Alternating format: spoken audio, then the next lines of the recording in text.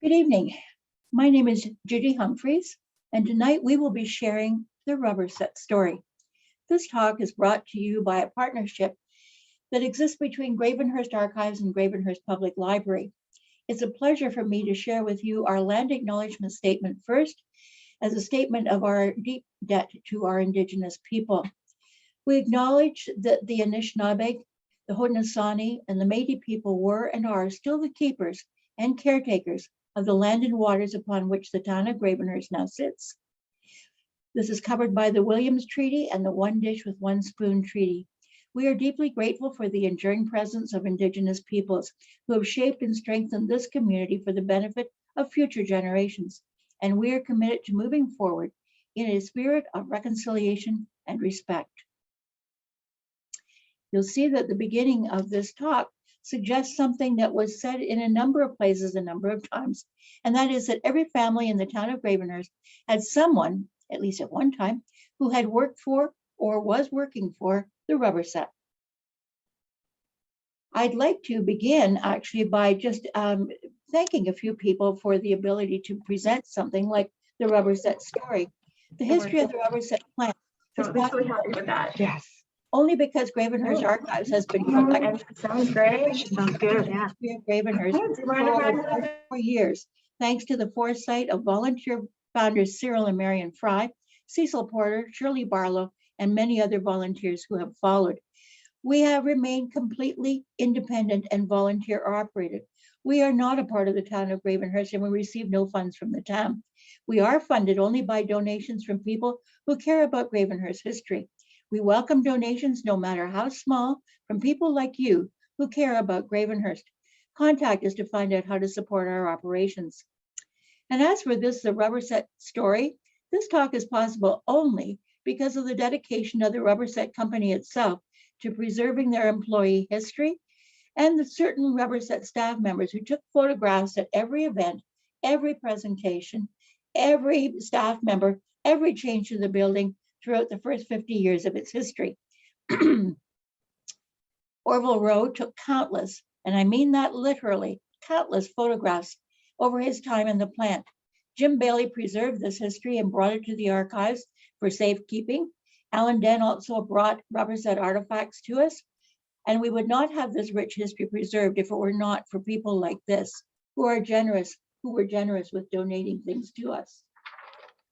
The photographs that you will see tonight will capture only a few of the over 1,000 people who once worked for the Rubberset over the 75 years of its history. If you see a photo of a loved one that you would like to have, contact me in the weeks to come, and I will find it and email it to you.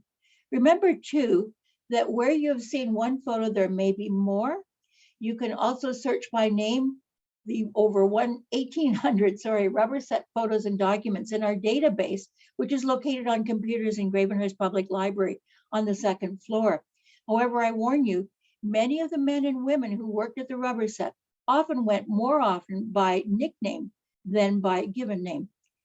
We have in our database over 200,000 digitized photographs and documents of Gravenhurst history, and we add these weekly as more and more are digitized. If you do not see a photo you would hope to find in this history talk, contact me, and I will see whether or not we have it, and I will email it to you. And I'll let you know how to do that at the end. Now, as I'm always likely to do, I'm going to set the stage for this talk. Whoops. By trying to move forward. And it doesn't want to do that. One moment, please. I'm not on my own computer, and apparently this one doesn't like me. Hang on a moment, and we'll see if I can get it to move. Let's see if we can move forward here somehow. Oh, there we go. Okay, it's not moving with the arrows. It's only moving with, oh, it did move with the arrow. It must have been stuck. To press. Maybe it was really stuck. Okay, there we go. We're good. We're good. Okay, so let's begin by setting the stage, time, place, and context for this story of the Rubberset. The god Vulcan would have been very proud of both Charles Goodyear and a man named Andrew Albright.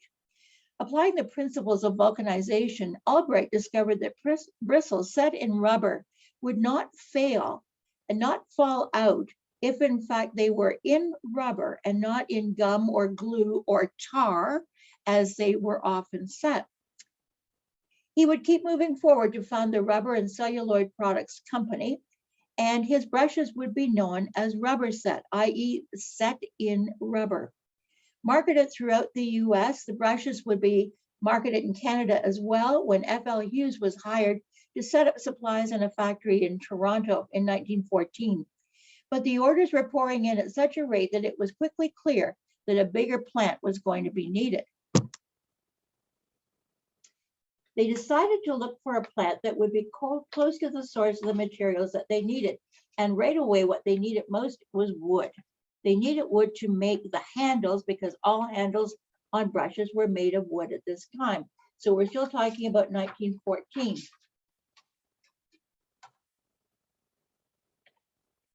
Meanwhile, back in Gravenhurst, the scene of our story, in 1901, population had reached a new high of 2,146 people.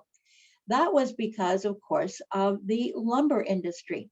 Dr. Beatty Nesbitt, who was a Muskoka visitor and a cottager and fairly wealthy, decided to set up a furniture manufacturing company close to the source of wood material in Muskoka.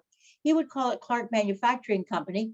And in 1904, he put out a call for tenders and had a plant built. He applied for a fixed assessment, tax assessment, from the town of Gravenhurst as an incentive to build here, and he got it. It would seem, however, that poor management and a very grandiose vision of what he was attempting to do would be his undoing. Let me show you just how grandiose it looked. This is an advertisement from 1907 showing what supposedly was able to be produced by Clark Manufacturing. If in fact you had gotten to the truth of it all, it would really be just those stools with the curved metal legs. But in fact, people looking at this advertisement in a gentleman's magazine would have assumed that they could purchase something quite like that entire scene. By 1909, Clark Manufacturing had failed in Gravenhurst. The town took it over for taxes, and very luckily, along came somebody who was looking for just such a plant. H.M. Lickley came with his 4 sons from Scotland, and they saw this advertisement for a plant that was available for purchase. And so in 1910, they purchased the plant, and they were hoping to make semi-ready homes and to make furniture as well. By 1911, the population of Gravenhurst, however, had dropped. It had dropped by 25% as the lumbering industry began to fail.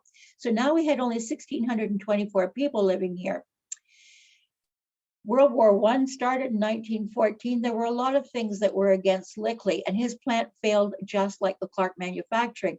And all 4 sons decided to enlist in the Canadian Expeditionary Force and go to Europe. That's the plant as Lickley had it. Supposedly, I suspect that that picture may be later than 1913, but that is the date that's written on it. If you see a roof to the bottom left-hand corner, some of you may know that in fact that's the roof of the old Ice Palace, which was Mr. Scott's skating rink. That Ice Palace was there for quite a long time. Nice to think of it being there. A.R. Williams took over the empty plant in order to make up for all the machinery that had been purchased from him and not paid for. So he took possession of the plant in 1919 and was sitting with a not particularly, well, the plant doesn't look too terribly inviting, I don't think, from this photograph, but in fact, that's what the plant looked like in 1919 when the Rubberset came along to take a look at it, hoping to expand their plant making operation, or sorry, their handle making operation. In actual fact, the Rubberset company had to enlarge very, very quickly because they were running out of space in the Toronto plant. So in 1919, they purchased the Rubberset plant. This is the 1920 shot of that Rubberset plant as it would have looked when they were taking it over and renovating it. That's a little clipping from a manufacturing journal in the bottom corner there, telling you that in fact the Rubberset Company of Newark, New Jersey, it was owned, by the way, by a family, One of the largest manufacturers of brushes in the world will establish a plant at Gravenhurst. Now, that would be a very strange thing to read for some people. Why would you think they would be planting or putting a plant in Gravenhurst? Everyone still thought wood when they heard the word Muskoka. And so Gravenhurst was supposedly close to the source of maple and beech wood that was needed for handles. What they discovered too is that this plant was right next to the GTR rail line for easy shipping. We were also close to a labor pool of men who knew how to handle and deal with and work with wood. And that meant something at this time. There were also highway connections, such as they were, that could be used to transport people and even product back and forth between Gravenhurst and Toronto. So the plant opened in 1920 and immediately set to work with a small staff to make handles for brushes. Small additions were added here and there along the ends as the orders poured in and more room for employees was needed. It's an interesting thought to think of this plant as being constantly in a state of expansion. I can't even imagine what it would be like to work in a situation like that, but apparently it was done rather smoothly most of the time. All of the handles were being made for both the Newark plant and the Toronto plant. So in fact, everything was being shipped out. But in 1927, all the operations were moved to Gravenhurst and the Toronto plant was closed. Have you ever heard something like that before? Imagine things coming here and the Toronto plant closing. So they were buying all their maple and beech from local mills, but the bristles needed for brushes were being shipped in from all over the world. And I'd like you to imagine being the man or men who were working at the train station, unloading all those boxcars and seeing boxes coming in. They would be big wooden shipping crates with writing from Chongqing, Shanghai, Tianjin, all districts in China, badger bristles coming from Turkey and Siberia, the boar bristles from China, ox hair from Australia, and squirrel tail hair from the Caucasus. All of these were sterilized in their own countries and then again at Rubberset when they got there. They were separated by size, they were separated by type, they were put into little piles and so on. And we're going to see what happened to those as we move along. But they were being shipped in for shaving brushes, paint brushes, and toothbrushes. These would all be, all of these kinds of bristles would be embedded in rubber or they would be rubber set for lasting quality. In 1927, the Rubberset plant was also enlarged. Again, you can see an enlargement on the end at the back, sort of the left end there. And there are other enlargements like that. They also enlarged the workforce because they could see very quickly that more and more orders were coming in. At almost the same time, the Rubberset company was sold to Bristol Myers by the family that had owned it. So in fact, everything is moving along. You can see that empty space over there on the right, which is going to be filled up by machinery and people working. I wanted to take a moment to tell you about the young women who might work here. They would be attracted to the Rubberset for a number of reasons. First of all, they had gone to work during the war and they had filled all the positions that were vacated by men who had gone to war and then were expected at the end of the war to go home, back to the kitchen where they belonged. Or if they were going to stay in the factory work line, they would be expected to work in the garment industry. Nobody really expected them to work in a plant that was largely seen to be a men's sort of universe. But from the start, women played a major role in the Rubberset plant. In actual fact, there were some other attractions for women in this plant. There was a tennis court, believe it or not. And the women apparently were the ones, far more than the men, who went out on their lunchtime and so on and played games of tennis.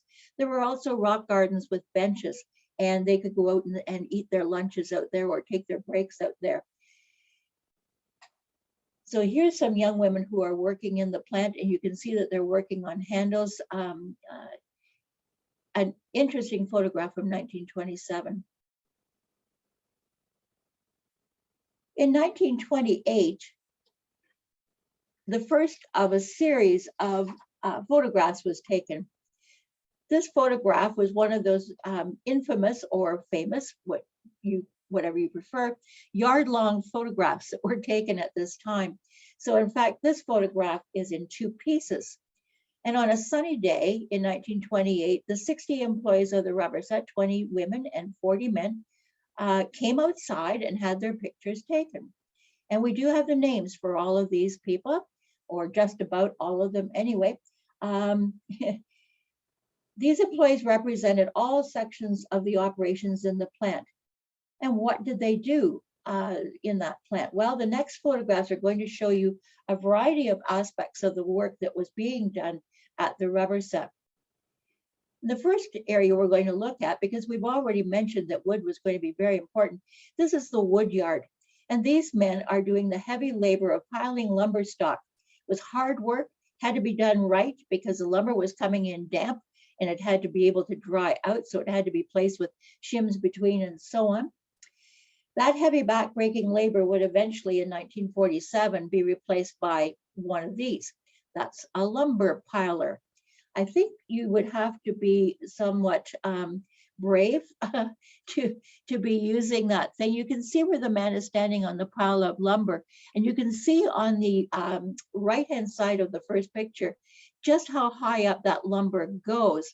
I don't know about you, but it kind of gives me the queasies to take a look at where they might have been ending up piling lumber. So that wood yard is the first thing.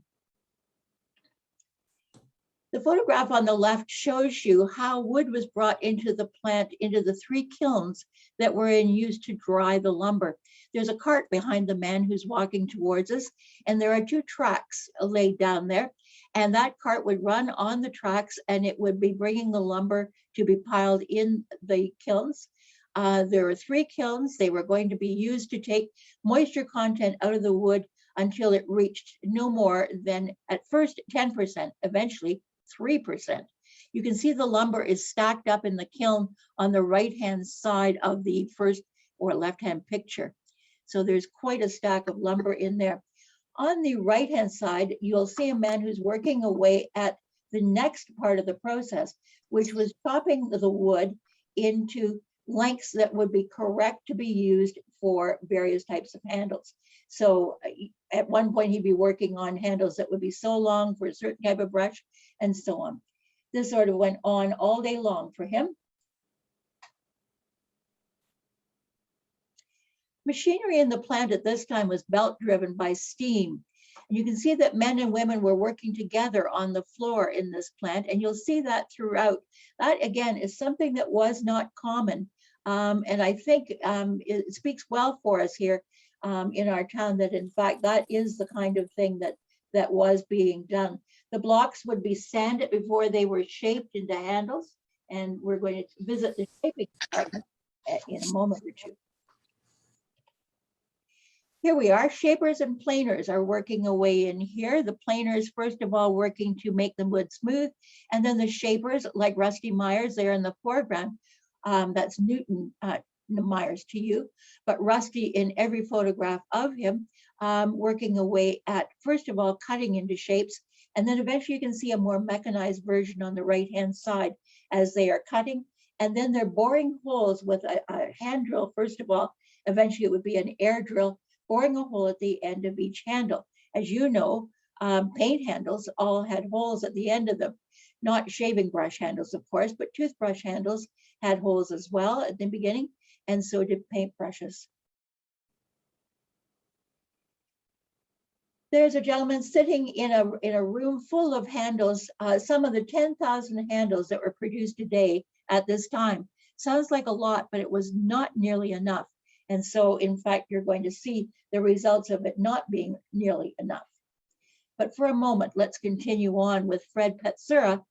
Many people will remember Fred, a wonderful man, a wonderful hockey player. And he was the son of one of the foremen in the plant, Louis Petsura, who had been there almost right from the very beginning. And Fred is working at shaping, but he's using a shaping machine to shape pieces of wood into handles. And he has 2 handles standing up there on his work surface. In that handles department, then you had shapers and planers people who were working at all the different types of handles that would be needed for all the different types of brushes. Notice that the early co-workers, and this is going to continue on through the history of Rubberset, were very happy to stop for a moment and pose for a photograph. And Orville Rowe would have been the photographer, generally speaking. He would go in and he would be taking pictures of everybody, recording, you know, the fact that these are the people who are working in the plant at this particular moment. And as much as he could, he also got their names. On the left-hand side, you can see the dipping area. All of those handles have to be dipped into lacquer. And so, in fact, the people in that area are working on dipping. And on the right-hand side, you can see a photograph of a much more modern operation. There's Arlie, as he was really known, or Harley, but really in every photograph, he's Doc Saunders. And Doc worked again on handles, but on the much more modern equipment of a much later date. I don't have a photograph of the ferrule department in action, but the steel was imported from Britain and Germany in rolls. As it unwound, it was cut and stamped with the Rubberset trademark. If the brushes were being made for industrial use, the ferrule was actually welded to the brush. There are between 400 and 500 different types and styles of brushes produced by 225 employees by 1940. So that is one heck of a lot of machinery and types and so on of brushes being made. In the early days of brush handle making, they would be dropped into those great big crates that you see moving on an overhead conveyor belt, or being dropped into barrels, and you can see them there being dropped into barrels. In fact, eventually, when the whole operation had moved to Gravenhurst, they would be moved along to the bristle operation, not by barrel and by crate, but by a sort of a different kind of method, a more expedient method. This, again, very early photograph, and I know I'm taking you back and forth in time a bit, but this is a very early photograph of the bristle department. Women were judged to be the best workers with bristles because, of course, it was a very intricate kind of thing. It had to be done properly, carefully, and women were expected that they would be the ones who would be doing this delicate and intricate operation. You can see them here. The woman in the front has a group of bristles on her weigh scales. She's weighing out the correct amount for the type of brush that she's working on. And she's weighing them to make sure they're actually just perfect. And then they would be formed into a knot that would be embedded in the rubber in the handle.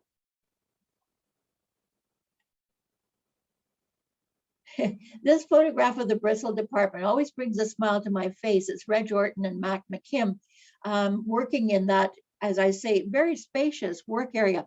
I thought to myself at the time when I first saw this, that if you ever had accidentally a loop or something hanging from your clothing, you could be whisked away by a belt pretty quickly in that very, very confined space. Didn't look like particularly pleasant area to work in. These two gentlemen are very proud, I think, and posing for a photograph. Very proud of the shaving brushes that they have turned out.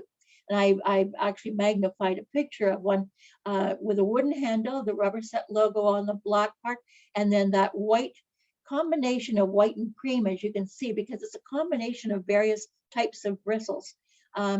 Those are all shaving brushes in front of them, and that would be part of one day's work.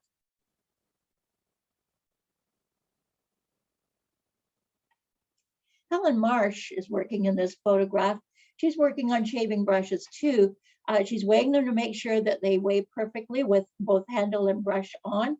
And just to add an important note here, it was at this particular time, quality control always having been important, but it was at this particular time that the Rubberset was purchased by Bristol Myers Company from that family.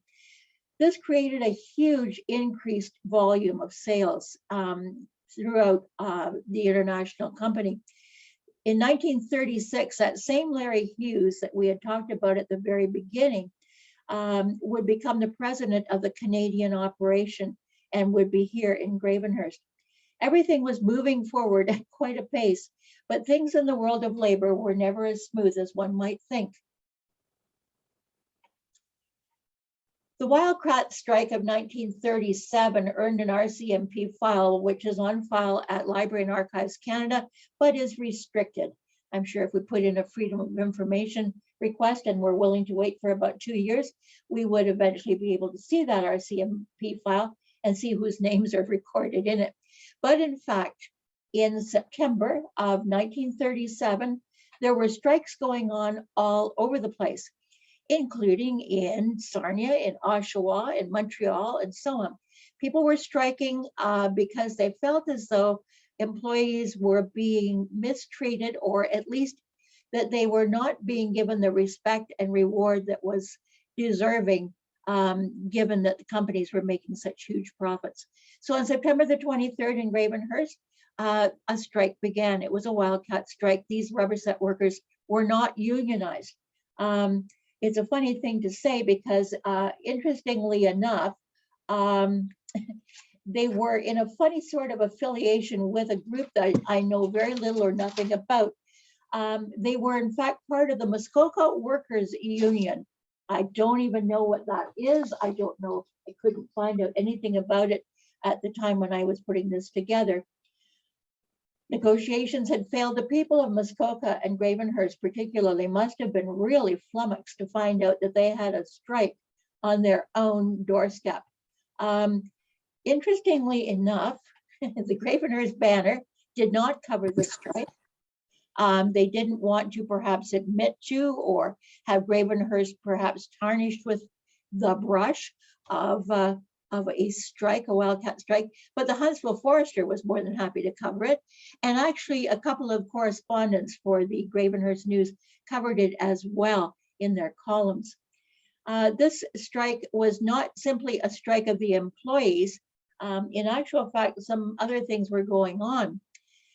The Rubberset Company adopted the usual, and I think very frequently used tactic of threatening to leave the town, close the plant, and we'll move the plant to some other location in the US probably. At the same time, the Rubberset was failing to negotiate with its employees. It was also trying to negotiate a fixed tax assessment with the town of Gravenhurst. Two things came together successfully. One was the negotiations with employees, and the other was the fixed tax assessment. So the Gravenhurst strike did in fact end on October the 13th. So it had been going on basically for about 2.5 weeks. At the end of a strike, you always want to make sure everybody believes that we're all one big happy family again. So another one of those long photographs was taken of all the employees in the plant in 1937.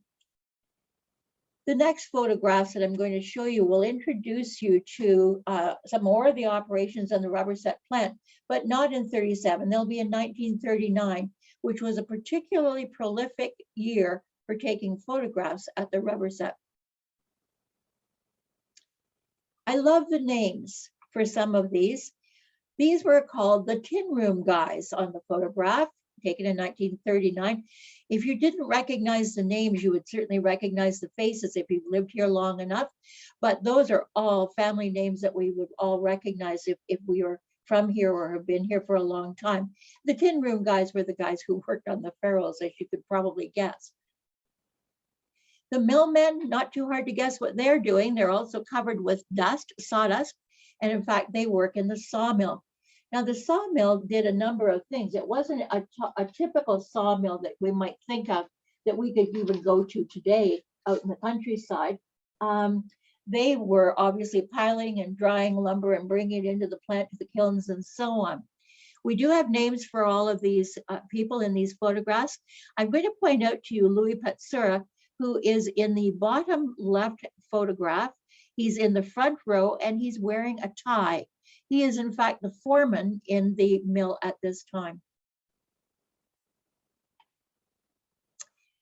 The setup department in 1939 was comprised largely of women, and that's doing some of the things that you saw with bristles. And in fact, the finishing department was also largely a woman's purview, although you'll see in the next photograph that some men also worked in the finishing department. On the left-hand side in this photo is the shipping department, but these are only 4 of the people who worked in there at the time. And you can see that the shipping department was at the east end of the Rubberset plant, so that it's actually facing the railroad tracks, and you can see train cars in the background. In fact, it was the easy way then to bring all the goods coming in on the train into receiving and to take out all the goods being shipped out to the train. Again, a group of very, very familiar names. And there in the front row is our photographer, generally speaking, Orville Rowe, the first person on the left in the front row sitting. I love the rubber room. Doesn't that just conjure up all kinds of thoughts that you might have? But in fact, the rubber room was the room where the people were working with rubber. They were processing the rubber for the brushes. And again, you see all kinds of very familiar family names here.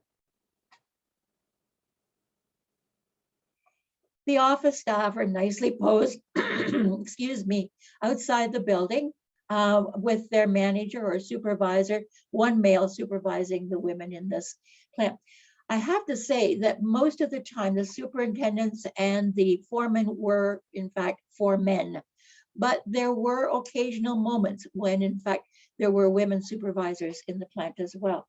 Not often, but there were.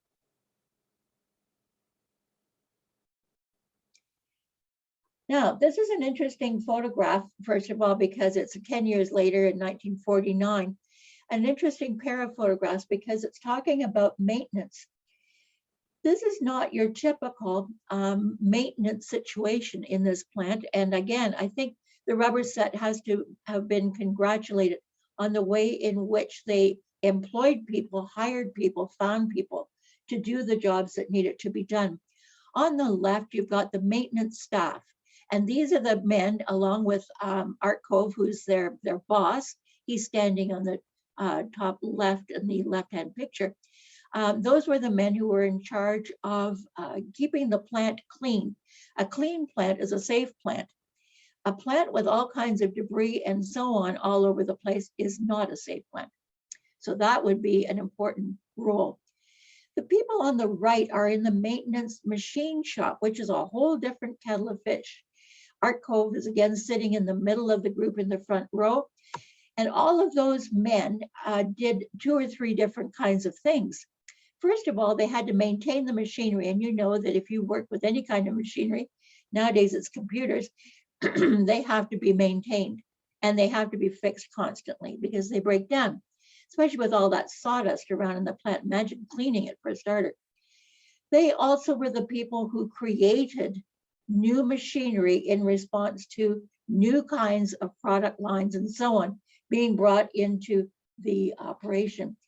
So it's amazing to think that these men actually were able to create machines virtually out of nothing by looking at the specs that the designers and the engineering division of Rubberset here in Gravenhurst gave them, and then creating the machine that would do the work.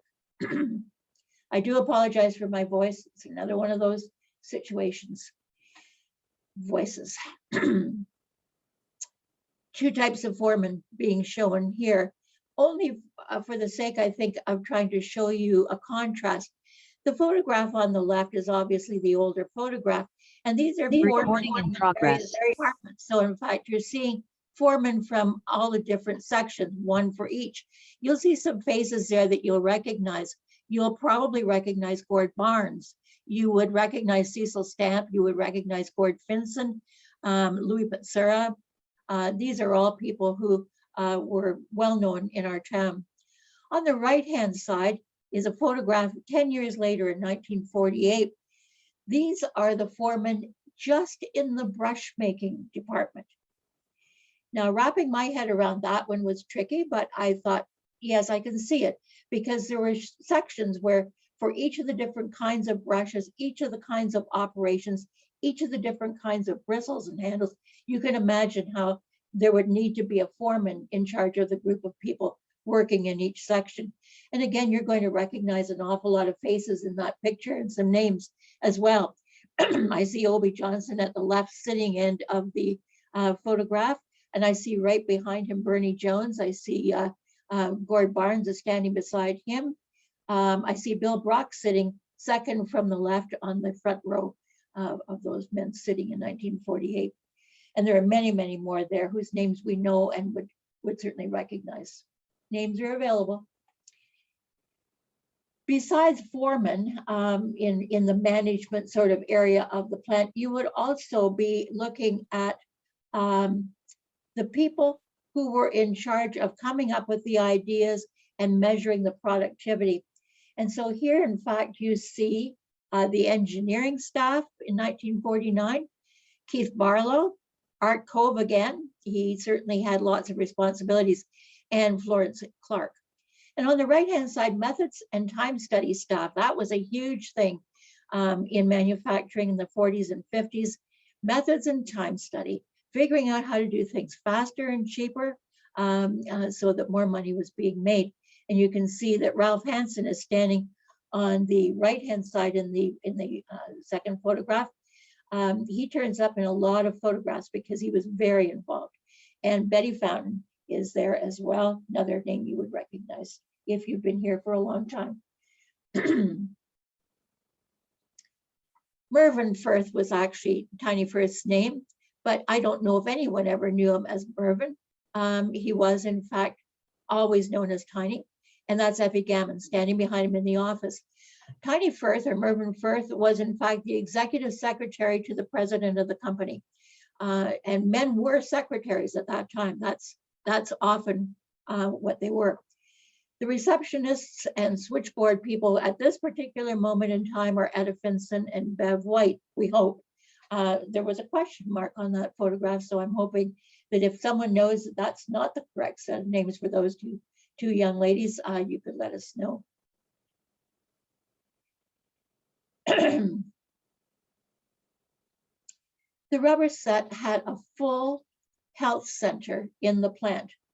It was staffed all day by a registered nurse, and sometimes she had an assistant with her as well. It was overseen, first of all, by Dr. Fisher, and then when he retired, by Dr. Goodwin. And you can see by the look on Bernie Jones' face just how hateful it was to have to go to the health center. There were always jokes made about that. Irene was single and lovely, and I don't think it was too painful for Bernie at all. The lab, the research lab, played a big role in research and development operations within the Rubberset. The researchers sought out information on new processes, new machinery that could be adapted. So they were constantly finding out what was going on in the United States and the rest of Canada. They were looking for new products that could be introduced to the line, new ways of doing things that would make more money. Frank Miller, for example, worked in this area with his engineering degree from McGill. When he left to teach at Gravenhurst High School, he was replaced in the lab by Cyril Fry with his degree in chemical engineering from the University of Toronto. In fact, it was interesting to note how many people in upper management and in accounting and so on had university degrees from places like McGill, U of T, and so on. Here you can see Jim Bailey, who was in charge of personnel in the plant, or what we would now call human resources. Jim Bailey is rewarding Cyril Fry for two suggestions that he made for a possible name for a new synthetic fiber that had been introduced by Rubberset. Cyril worked at Rubberset for 11 years before leaving to teach at GHS. And I'm going to be talking more about making suggestions in a moment or two. I've not yet mentioned the Second World War. In fact, the Second World War had an impact on the Rubberset. For a starter, men from the plant were constantly signing up to go to war. Older men in the plant, veterans of the First World War, signed up to be veterans guards.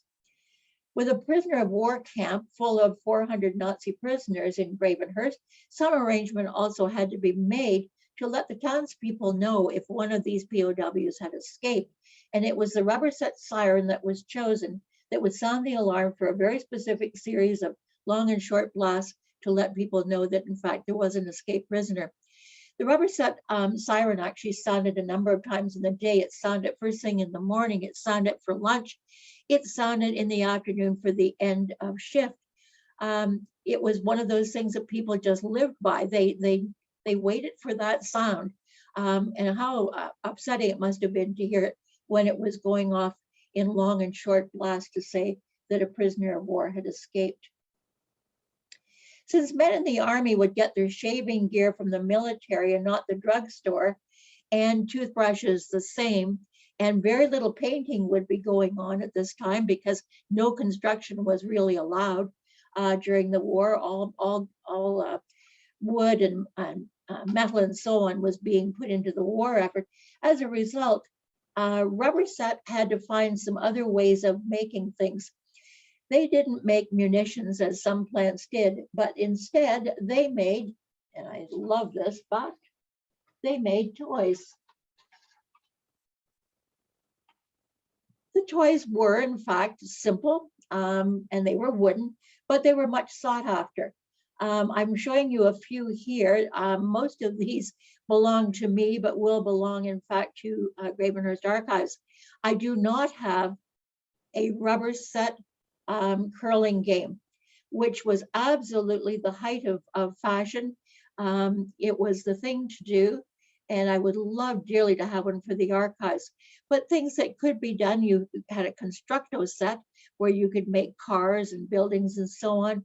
You had a truck pulling various kinds of cars and vans. You even had a little panel truck as well. And most of these, with the exception of that curling game, are on display in Gravenhurst Public Library on the second floor in the display case there. And you're welcome to come in and take a look there. There are photographs in that display case as well, some documents.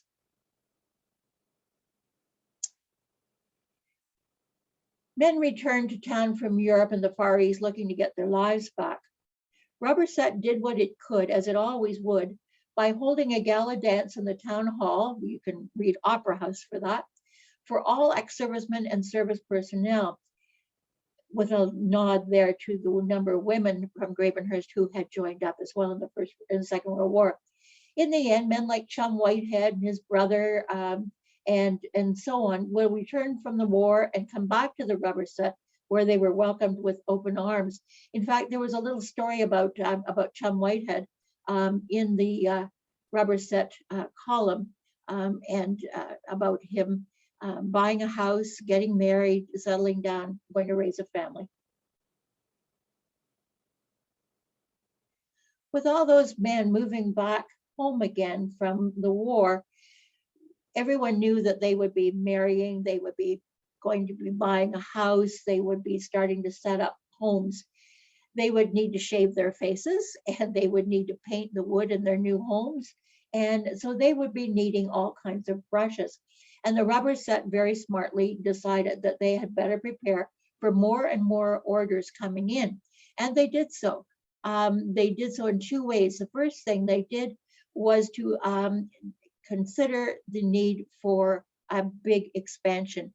And in 1945, they increased the plant size to 75,000 square feet. Basically, they doubled the plant. There was included in this construction a 3,500 square foot rec hall for employees. And I think that that's one of those things where you look at the Rubberset and you think, boy, they knew how to try to hold their employees. The Rubberset rec hall had within it a snack bar, cafeteria. You could get soup, tea, coffee, muffins, cookies, and so on, all of it homemade, of course. It was run by Etta Ortwine, which I think is a wonderful thing to know if you know some of her weaving. There were tables in there to play euchre. There were games tables and all kinds of things that you might like to do on your noon hour or on your coffee break.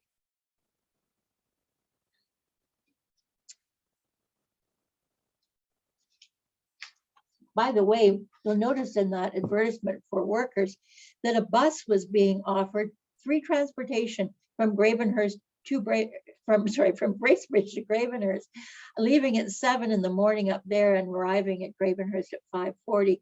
At this point, they were actually on a 5-day week, so the hours were a little shorter than they had been at one time. So here we are with the rendering of what the plant was going to look like, appearing in the paper April the 10th, 1947, and then a pretty good facsimile thereof in the actual construction of the addition to the Rubberset plant.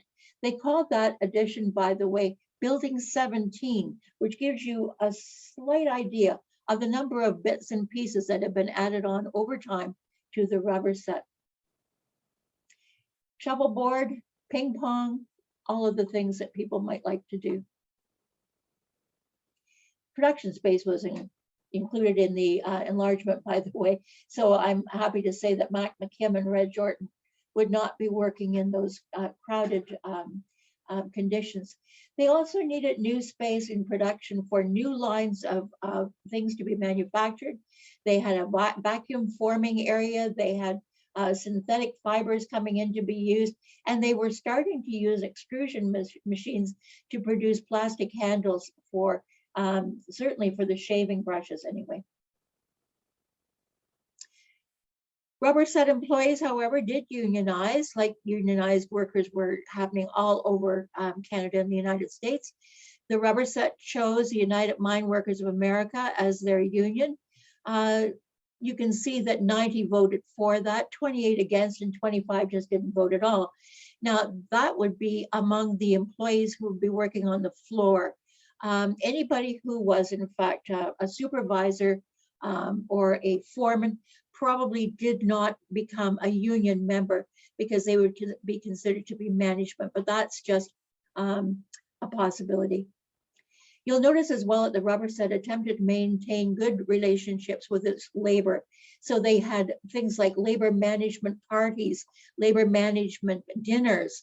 And at those, they would begin introducing some of the new benefit packages that would be important to everyone. Because a rec hall was all very well and fine, but it was the families of the workers who really needed a little more security than perhaps what they had had at this point. But the Rubberset, again, was on the leading edge in so many ways. There were many, many factories that did not have great benefits plans or any benefits at all. Here in 1946 are some of the benefit plans that were introduced along with the 5-day work week: sickness, accident, hospitalization, pension plan, long-term disability, life insurance, group sickness, accident insurance, and permanent disability.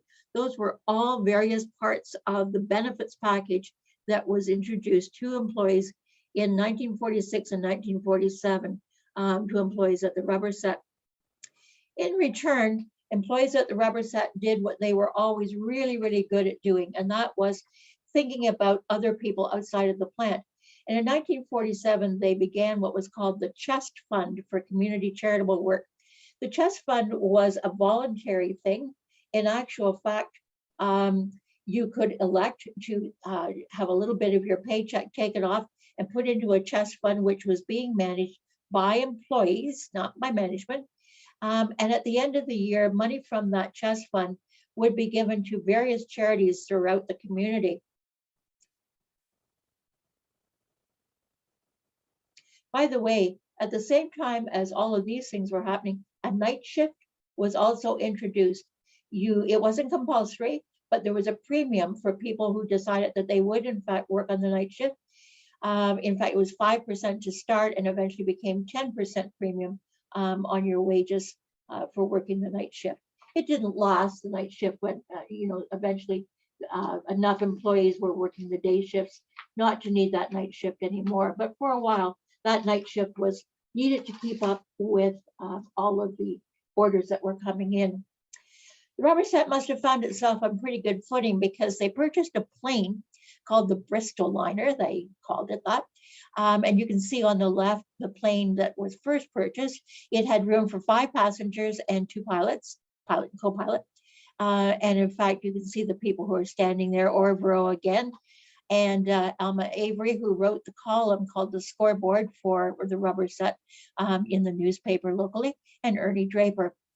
The picture on the right-hand side is of the second plane that was purchased because the first one was just too small. And the second plane was called the Bristol Liner 2.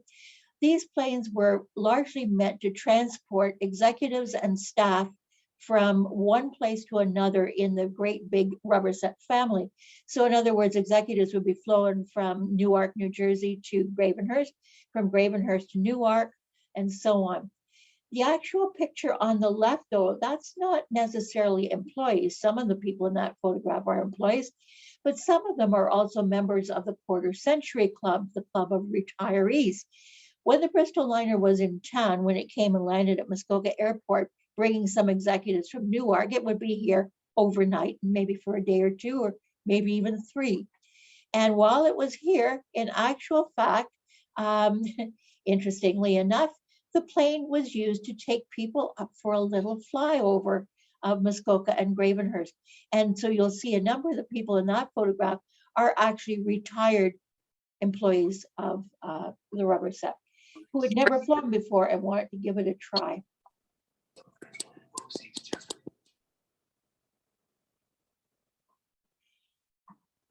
As always, by 1951, it was time to take yet another yard-long photograph of all the Rubberset employees. And there they are. They've all been herded out to the lawn. In 1951, believe it or not, we do have names for all of those people in that photograph. It's a little out of focus because I had to blow it up a bit so that you could realize that there are actually separate people all the way through there.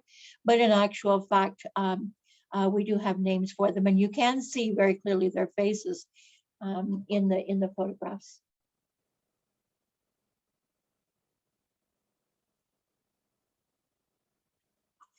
The introduction of that employee chest fund, we might have called it the community chest for charity, was just the tip of the iceberg in terms of all of the things that Rubberset employees and the company did for Gravenhurst. We can talk about the fire department, for example. The majority of firefighters in the town fire department came from the Rubberset. The Rubberset gave awards to students at Gravenhurst High School. And in fact, a student from every class in the high school, because those are the days when students traveled in packs together from class to class. They didn't take separate timetables. In fact, 9A, 9B, 9C, 9D would all, each of those classes would all, right through to grade 13, receive awards for highest marks in the class. They also supported all kinds of the town men's and women's and kids' ball and hockey teams. They supported them with money, they played on them, and they coached them as well. So lots of things that they did. They also donated a $4,500 trophy for a curling bonspiel that would be kept here. They also put a bowling trophy into the town bowling league. And with that chest fund, now it doesn't sound like much in today's money, but $2,200 in 1959 went to charities in December. That is one heck of a pile of money for the charities of this town in 1959. We're looking at Rubberset Fire Department right now and thinking a little bit about Rubberset firefighters contributing to the town fire department. The photograph on the left was taken in 1949, and in it there are 2 of the 3 fire chiefs who actually came from Rubberset. Cecil Stamp is in the front row sitting. He's the 3rd from the right. Bill Gammon is another fire chief standing at the back in a white shirt with suspenders, 3rd from the left. All the rest of those faces will become familiar to many people, or will have been familiar to many people. Bill Gammon is being rewarded, and the fire department being rewarded by the town of Gravenhurst for all of the work that they contributed to Gravenhurst safety. In actual fact, as I've mentioned, the Rubberset Fire Department, which was on call in the plant itself and well trained there, in actual fact responded to every fire in the community. Support for teams went back as far as 1923-24 with this Gravenhurst Hockey League Championship photo taken at that time. And a few of the men that are in that photograph actually went on to work. Actually, those are mainly boys, are actually went on to work at the Rubberset later on in their lives. There were contests and prize winners constantly in the rubber set itself. There were contests to do just about anything that you could possibly name. It's amazing to think about what all they had going. Some people had some very good senses of humor, I think, working there. So there was a fishing contest, there was a beard growing contest, there was a good housekeeping in each plant section contest, beard growing safety contest. All of these led to prizes. And you can see if you look at the photo at the bottom left that in fact some contestants were more likely to be successful than others. You can see a young Bernie Jones, for example, and then you can also see a young Cyril Fry. And we can only imagine of those two which one might win. But everyone entered these things for fun, for jokes and laughs and so on. And as usual, the Rubberset people had a very, very good time with each other. The company had all sorts of incentives too. They had awards for suggestions, for example. So the staff could add to their take-home pay by making a suggestion of a new employee that somebody might want to contact in the plant and see if they would like to come and work at Rubberset. And that yielded a lot of new employees. A new method for doing something in the plant that would save time and money, a new machine, a new way of doing something, a new tool, some kind of a change to a machine. It happened often and it was rewarded all the time if in fact the suggestion was accepted. In the picture on the lower left, you can see Jack Huggett is presenting to Art Corbett some various and sundry things. Art Corbett actually won for a suggestion that was made to the entire international Rubberset company and was adopted. So he not only won money, but he also won a share in the money that was assumed to have been made as a result of his suggestion, if you can understand my drift there. In actual fact, if they felt that certain money had been picked up as a result of that suggestion, he would be given a share of that profit. On the right-hand side, you can see Bill Black, a supervisor, with Bruce Gillen, a worker, and Don Campbell, a superintendent, and he too has made a suggestion and has had it accepted. Even the name for the Rubberset newspaper column, which had always been just called the Rubberset News, there was a contest to see if somebody could come up with a new name for the Rubberset News, and it was in fact the Scoreboard, a great name. Anybody who subscribed to the newspaper for I don't know how many years, but say 30 years, never missed, I'm sure, the Rubberset Scoreboard. And even if they didn't read all of the stuff that was in it, they would definitely go and take a look at the news of births, marriages, deaths and bereavements, and maybe even the birthdays. Always recorded every week.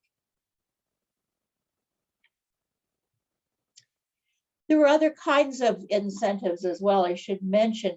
For example, if you decided to enroll in the plan, there was a plan that would allow you to amass an extra week of vacation.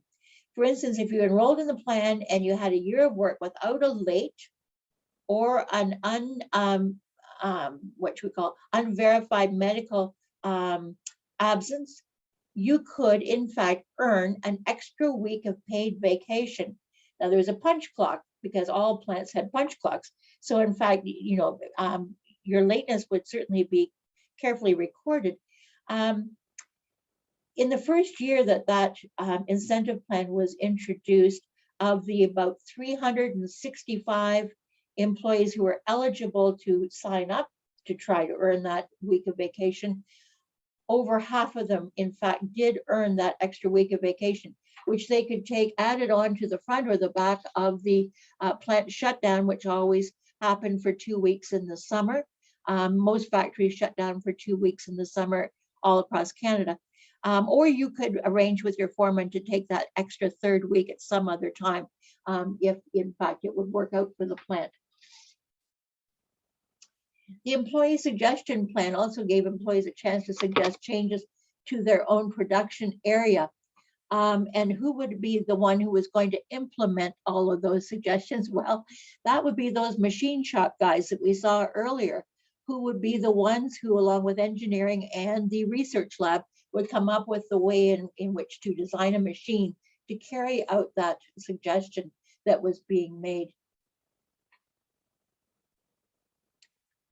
all of the, whoops, all of the photographs that I've been showing you would suggest that it was all work and no play at the Rubberset, but that was not true for Rubbersetters. Indeed, there were ball teams, curling teams, bowling teams, hockey teams, and golf groups.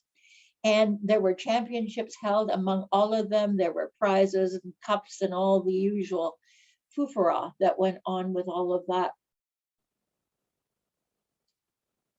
After the plant closed in 1992, and I'm just going ahead for a moment, a newspaper article stated that the social life of the town of Gravenhurst revolved around the Rubberset. And I think that that was probably true because Rubberset employees bowled in town leagues, curled in town leagues, they played hockey in town leagues,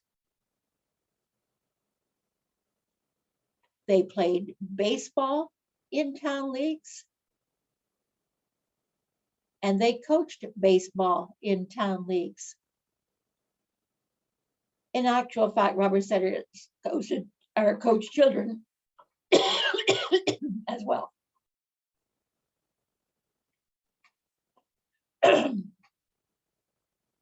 Eventually, there were so many different activities going on in the Rubberset. Sports, clubs, parties, all those contests, that in fact, they formed a Rubberset club to manage all the activities. You couldn't have activities scheduled at the same time as another activity.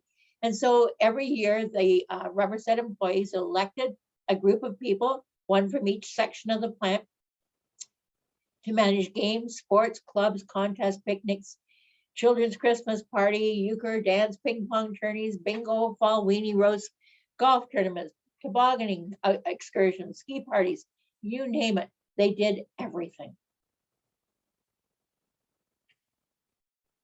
And the activity did not end with retirement. In actual fact, once you had retired, usually with 25 years, you got to join something that had originally been called the Anniversary Club, but then was eventually called the Quarter Century Club. The Quarter Century Club of Rubberset was a very, very popular thing, and I picked 3 photographs here to show you. The one in the bottom left shows you the very, very first 7 members of the Quarter Century Club. And on the right, possibly the last members to join the Rubberset Club, Quarter Century Club, while the plant was still in operation. We have probably 20 or 25 photographs of quarter century dinners and parties and so on. And they always posed like this in a very formal way and had their pictures taken. Some of these pictures have no dates on them. Some of the pictures have no names on them. Others have both. So I can't guarantee that I could find you the names and dates for all of the pictures that we have. The children's Christmas parties were extremely popular, and they were held in various places, at the Opera House, at the Recreation Center in the Rubberset plant. They were held at the theater, the movie theater. All the children got age-appropriate gifts. They got to meet Santa. They got candy as gifts, and they were given snacks, and they were given movies to watch as well. And I'll bet if a few of you are peering closely at some of those photographs, you might be able to see yourself or friends and relatives in the photographs here. We don't have nearly as many pictures of the children's parties, and I don't really know why they weren't there. And none of them have names on them or dates. So that's a bit disappointing. In 1956, the whole big Rubberset operation in both Newark and in Canada was purchased by Sherwin-Williams of Ohio. Now, that was seen to be a very positive thing, because what better marriage than paint and paintbrushes? Bruce Finley became the president of the Canadian company in 1952, but in 1959, at the age of 56, he died, very, very young. And Jack Huggett was brought in from the Vancouver plant, or maybe he by then moved to the Toronto, not Vancouver plant, the Vancouver sales office, regional office. I think he'd actually transferred to the Toronto office by then, and he was brought in to be the company president. By then, Rubberset had set up regional offices in Toronto, Montreal, Winnipeg, Vancouver, and Dartmouth, Nova Scotia. But for sales, there were no other factories in Canada, just the one in Gravenhurst. But you can imagine with all those new regional offices, there were lots of sales coming in. The name of Rubberset was in lights in more ways than one. Certainly above the plant, there it was. And in fact, the Rubberset became one of the largest manufacturers of brushes in the world. In those days, of course, things were actually made in Canada, as well as in the United States, and not just in China. So it's no wonder that Rubberset was so well known and famous.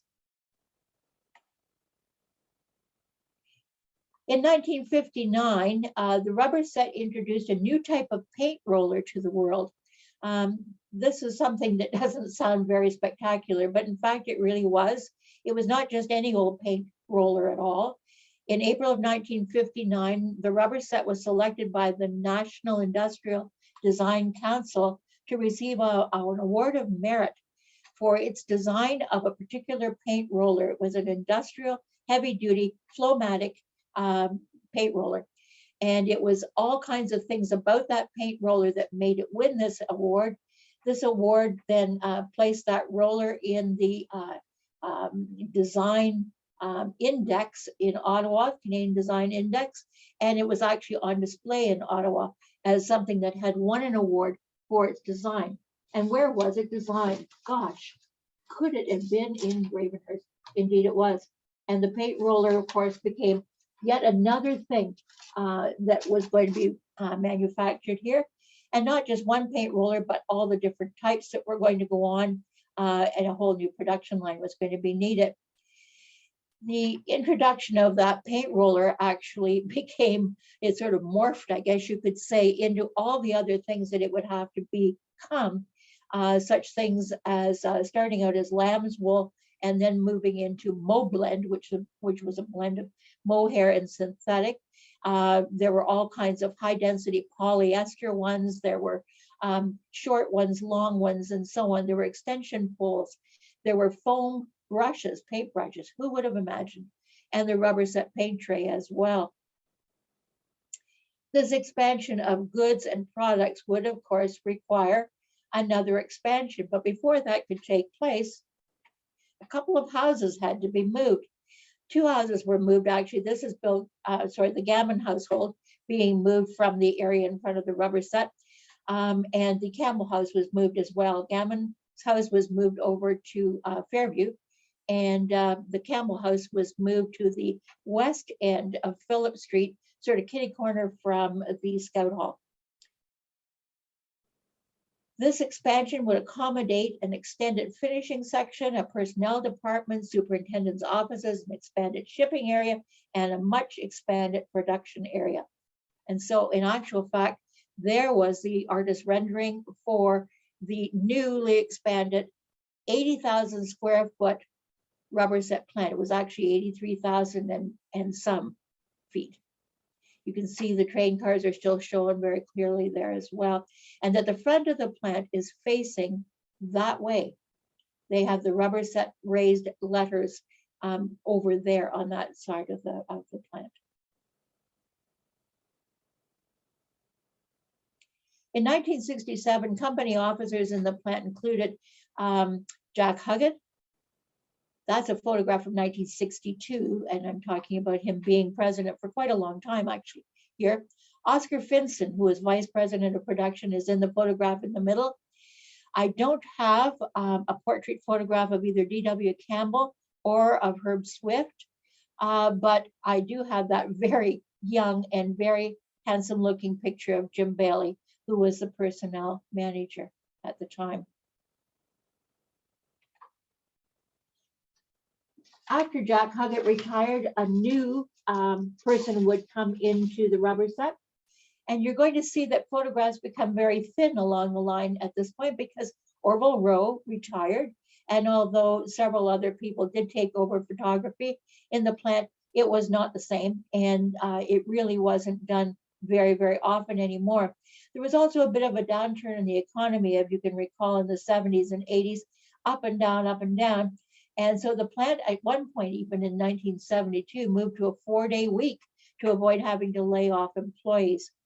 So things rose and fell with the plant getting into more and more plastic extrusion, more and more manufacturing and use of synthetic fibers, and so on. They were always in the forefront of technology.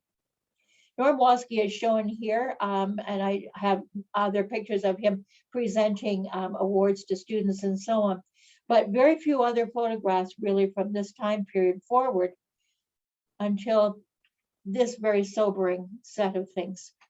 The Canada-US Free Trade Agreement spelled the end of manufacturing in Canada. It was signed in 1987 to be effective in 1989. And the branch plants began to fall like dominoes. Everything shut down that was a branch plant, and most of our manufacturing, it was indeed a branch plant. So what happened was that the parent companies in the United States simply moved their operations out of Canada and into the United States. And that happened with the nice people who owned the Rubberset Manufacturing Company. Sherwin-Williams moved all operations out of Gravenhurst and closed the brush plant here.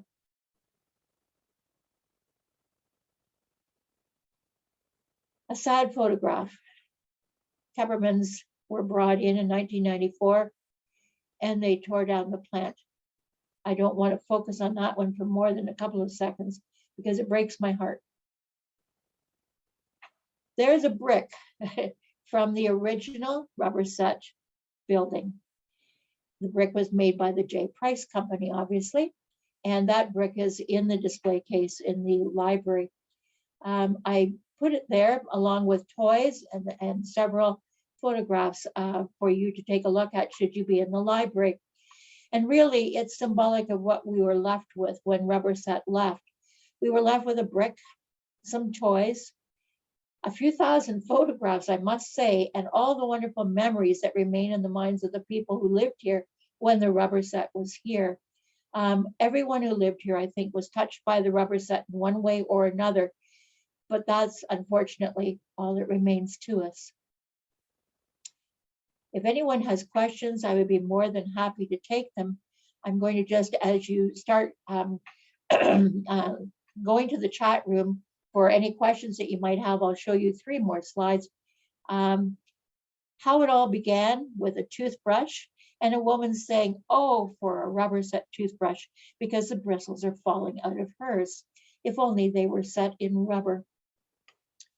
It moved to shaving brushes, and there were so many kinds and so many kinds of handles, from the wooden one on the left right through to the plastic one on the right, and everything in between.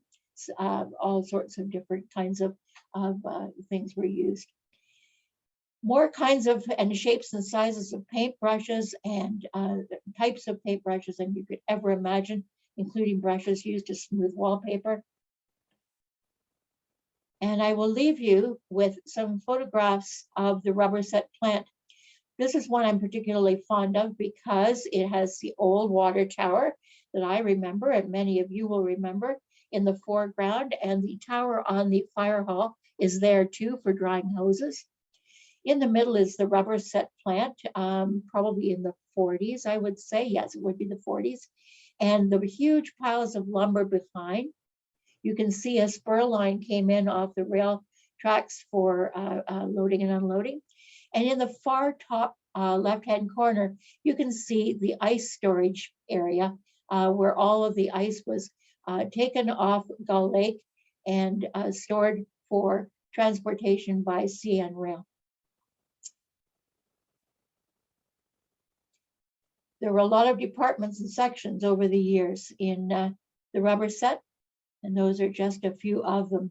I won't leave that up for long in case there are some questions. If in fact anyone has seen something in this presentation, a photograph of a loved one or someone they were particularly fond of, and would like a copy of that photograph, please call Gravenhurst Public Library. They will put the call over to my phone. They have a direct line to me, and I will hunt for you the actual photograph that you saw. Or if you give me the name of the employee that you would like a photograph of, I will check our 1,800 and some photographs of Rubberset people and operations and see whether or not we have a photograph of your loved one. And if so, I will scan it and email it to you. And I don't mind doing that at all. If you have questions about the Rubberset operation, please by all means contact us as well. Judy, there are a couple Very questions. happy to have you. Are there questions, Megan? There's a couple questions. Okay. So somebody asks, when I came to town in 1971, I heard reports of chronic respiratory disease, secondary the inadequate ventilation resulting in small particles of bristles being breathed in. Was this correct? I don't have anything in the archives about that. It is not hard to imagine that it would be true. Any plant that was manufacturing just about anything you could name would have resulted in much the same thing. Plants were notorious for hazardous materials, and many plants had pipes that were insulated, for example, in asbestos. And so many employees of plants came away from their work with asbestosis or worse than that. And again, inhaling particles in any factory or operation. My mother worked in a factory making nylon stockings for about 14 years. And you can imagine the little tiny pieces of fiber that would be floating around in the air there. The plants were filled with hazardous conditions until ventilation was properly introduced. And that was a whole new technology that had to be discovered. Another question? Let's see. Earl Laycock says, my father, Frank Laycock, delivered milk from Bar's Dairy to the snack bar in the 1950s and 60s. I used to accompany him, and sometimes we entered through the boiler room, which always amazed me. Mr. McPeak was a stationary engineer, and sorry, I just lost. Stationary engineer. Boiler burned a lot of the wood and dust from the plant. It had a big smokestack at the boiler room door. Steam was used to run the equipment, I think, and of course the heat of the building and the drying kilns. As a kid, the boiler room and its possibility of blowing up, if not continually monitored, impressed me. They got the sound whistle as well. Yeah. Wonderful comments, Earl Laycock. I don't have a picture here showing the stack that you're talking about, but the smokestack was erected. I think it was in I'm going to say in 1942, somewhere around there, and it was torn down in the 1970s, I think. But there was a huge smokestack, and the interesting thing was, in one of the pictures that I've got of that smokestack, is that it was painted about 2 years before it was torn down. And I thought of the two men who had to climb up that smokestack on the outside of it and paint that thing all the way around. It was extremely tall. And then 2 years later, discovered that their work had just been actually dismantled. As far as the burning sawdust, I'm not surprised. You couldn't have burned it outside very easily. That would have drawn a bit of commentary, I'm sure, from the citizenry. But in actual fact, there was a sawdust conveyor installed in the plant, and it probably did convey that sawdust right to the boiler room. Wish I had a picture of the boiler room. I have to say, I don't have too many negative pictures, or what we might consider now to be negative pictures of operations in the Rubberset. They prided themselves on safety as much as possible, and that's probably why. Anything else? A question from Carolyn. She asks, how long was Jack Huggett, president of Rubberset? Oh, do I ever wish I had that date? He came in 1959, I think, right, yes, right after the death of the president at that time. And he was certainly still president when I came here in 73. Norm Walski came, I think Norm Walski was the next president, although I couldn't find a sequential sort of statement about that. So I'm thinking that Jack might have been president of the Rubberset for maybe 25 years, possible. I'm not sure. I maybe a little over the top on that, but that's my guess. I can certainly find it out if somebody wants to know badly enough. I can certainly find that out. Just ask, and I'll do that. There's lots of comments about the wonderful presentation. Somebody asks, are any of the employees still alive? Oh yes, oh yes. Think of the people who came in the 70s, 80s, and 90s. I'm hoping that Norm Walski is actually watching as we speak. I know that one of his kids, his oldest son, Chris, contacted me, and I remember Chris because I taught him in Sunday school. Chris and Carla and the two boys, the twin boys, the youngest in the family, attended our Anglican church here. And I'm hoping that Norm is watching tonight. There are other people who are definitely still alive, and some living in Gravenhurst. Okay. Somebody said, oh, interesting comment about the lung issues. I remember wood from Rubberset being used from Africa at one point that was actually poisonous. I think it was called cocoboa, and I might have pronounced that incorrectly. Anyway, Dad, Chum Whiteley, got very sick for a time and they stopped using it. Ah, I didn't realize that they had imported wood, because usually they purchase wood from local sawmills. They certainly imported everything else. I mean, all of the bristles and the steel for the barrels. So it's not hard to imagine that they might have had to resort to importing maybe cheaper wood at some point. So yeah, it's Norm certainly does say something he's to remember. watching. Chum Whitehead He is there. and his brother both worked in the plant. That is a shame if he became ill from the type of wood. They wouldn't have probably known it was going to do that until they put it into the plant and discovered it. Okay, Any other I have questions? a message from Norm saying he is watching. Hi, Norm.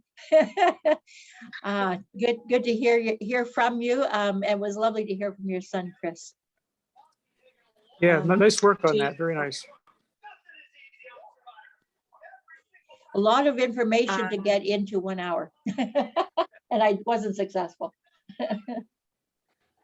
It says that Jane Houston saw her husband's dad in one of the, we'll be in touch to get the image. Wonderful. There are so many pictures of so many people. And the interesting thing is that not only did they take them in groups and so on, but every time somebody was presented with something by management, like an award, whatever it happened to be, a 25-year pin, a 30-year pin, the number of people who worked to 35 and 40 years for the Rubberset was amazing. And every time they were presented with a pin for the length of service, a photograph was taken. But they also took some really interesting portrait photographs. People sitting, a person sitting in a chair, posed, ready for a portrait. And they're fun. They're wonderful to look at because some of the people are very, very serious and solemn, and others are laughing hysterically as they're having their portrait taken.